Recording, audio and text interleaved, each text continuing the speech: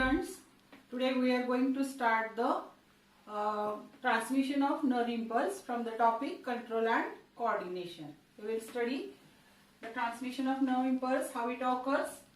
You know the property of neuron or nerve cell, that is the excitability and conductivity. So, what is the property of neuron? Property of neuron is excitability and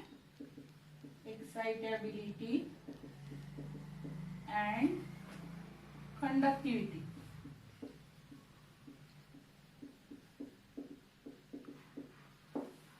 Now, nerve impulse, how it is transmitted? The first nerve impulse means what?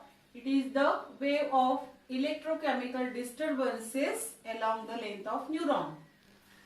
Now, the nerve fiber or neuron, it shows the suppose this is the membrane, that is the axonema. Now, the transmission of impulse, how it occurs? First we will study the axonema. Outside the axonema there is an extracellular fluid and inside it is the intracellular fluid. Now this nerve fiber, it shows the membrane, that is axonema, which is outside is more electropositive due to presence of more sodium ions as well as some chlorine ions. It is electropositive on the outer side, electropositive, and inside it is the electronegative due to presence of more potassium ions, electronegative due to potassium ions. So inside potassium ions, along with potassium ions some negatively charged protein molecules and nucleic acids, and the outside is the positively charged because of sodium and chlorine ions. So this is the condition present in the resting state. It is in the resting state. Now each nerve fiber or axonema or the membrane, it shows three types of the channels. One, that is the voltage gated channels, mainly the potassium channels and sodium channels, voltage gated sodium channels and potassium channels. Along with this there are present the sodium potassium pump. There is present sodium potassium pump. So such a channels they are present. Now here suppose this is the sodium channel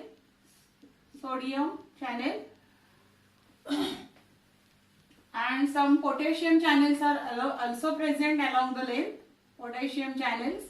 So such a channels, voltage gated channels are present, and sodium potassium pump is also present, sodium potassium pump. Now in the resting state, what is the polarity or what is the electro charges, that is the electrochemical charges. What is resting potential? Resting potential is minus 70 millivolts. It is called as the resting potential. Resting potential. That is, outer is electropositive and inside it is the electronegative. Inside, that is the intracellular fluid, it is electronegative, and such a condition is called as a resting state. And what is the resting potential? Resting potential, it is minus 70 millivolts. It is the resting potential. Now these pumps, they play a very important role, voltage gated channels and sodium potassium pump. Mainly the sodium potassium pump, it maintains the equilibrium on outer side and the inner side of membrane. Now remember, we are going to start how there is a generation of impulse. Generation of impulse, that is the first stage. Generation of impulse.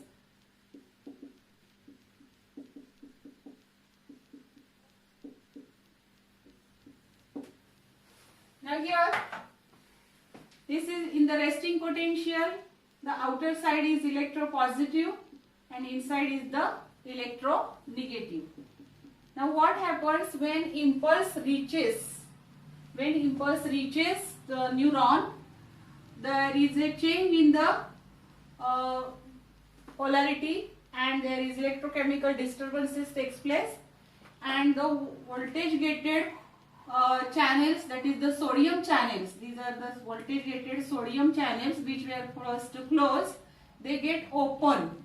The voltage gated sodium channel get open and the sodium ions, they influx means they enter inside the membrane. So first there is a outer side is electropositive and inside is the electronegative. But when impulse reaches the sodium, voltage gated sodium channels opens and influx of sodium takes place, and that's why the inside becomes electropositive and outside becomes electronegative. So more and more sodium ions they enter inside, and that's why inside becomes electropositive. And depolarization, what happens? The sodium gets opens and sodium influx takes place. So inside of the membrane becomes electropositive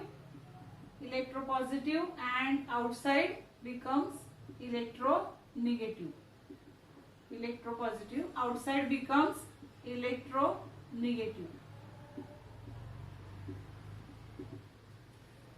Now the action potential, what is the action potential? The voltage action potential, it is 30 plus 30 millivolts to plus 60 millivolts.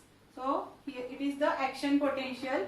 The wave of action potential generates and now it travels along the length of neuron.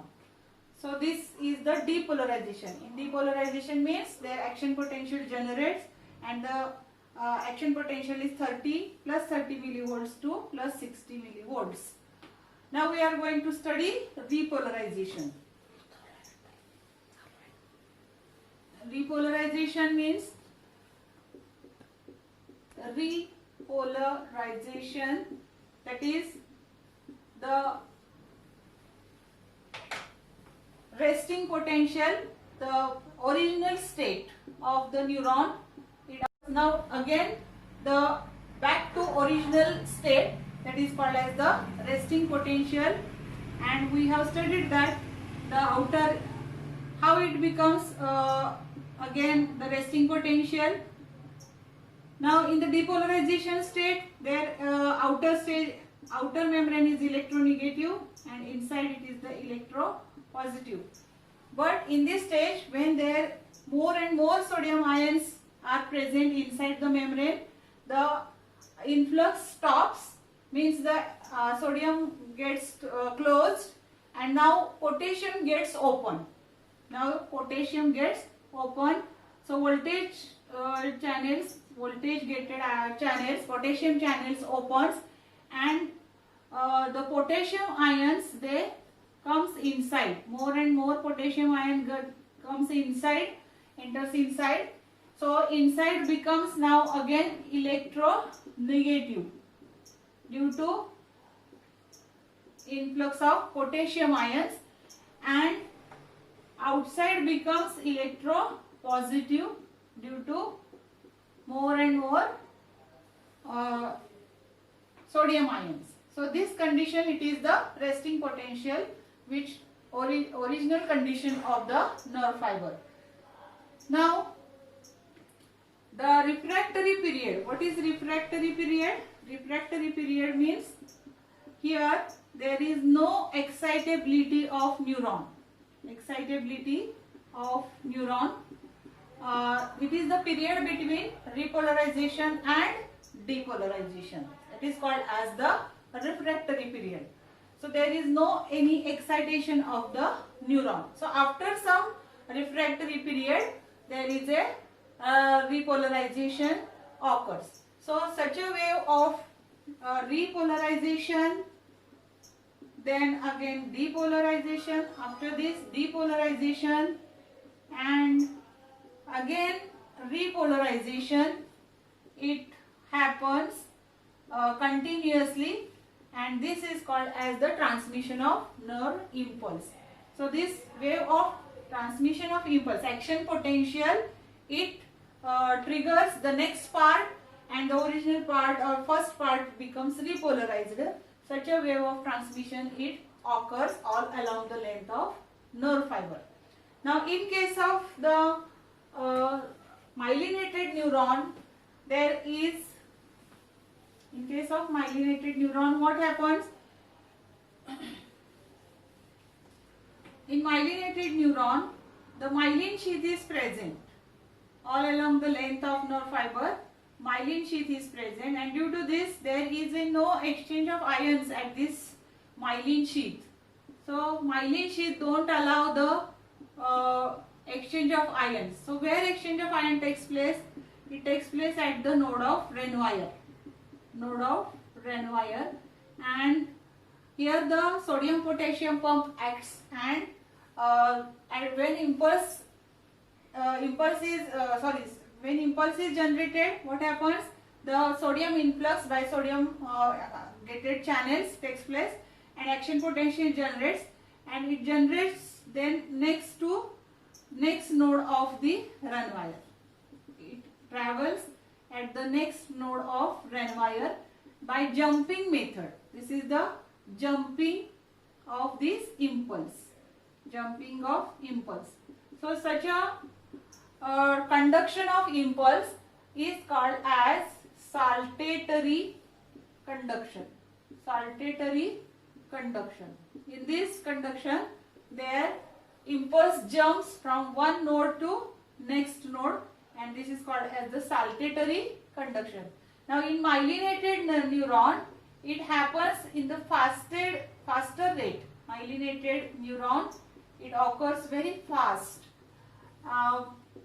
Now the rate of this transmission is 120 meters per second. Rate of transmission is 120 meters per second. Now it is 20 times faster in myelinated neuron than in the non-myelinated neuron. So in case of myelinated neuron, it is 120 meters per second.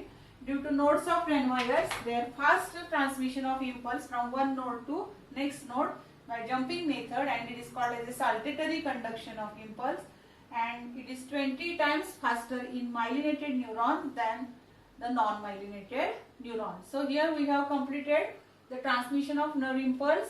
First the repolarization, then depolarization, again back original state, that is the repolarization, and then the saltatory conduction. So it is completed.